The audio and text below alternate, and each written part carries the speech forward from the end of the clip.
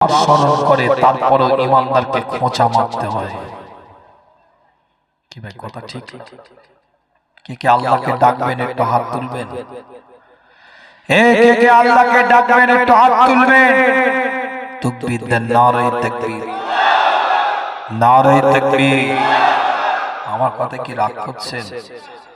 আমাকে বক্তা হিসাবে আনবেন না, পীরের আওলাদ হিসাবে আনবেন। প্রত্যেকটা জালসা আমি বলে দিই, ও বক্তা হিসাবে আমি ওয়াজ করতে যাব না তোমার গ্রামে।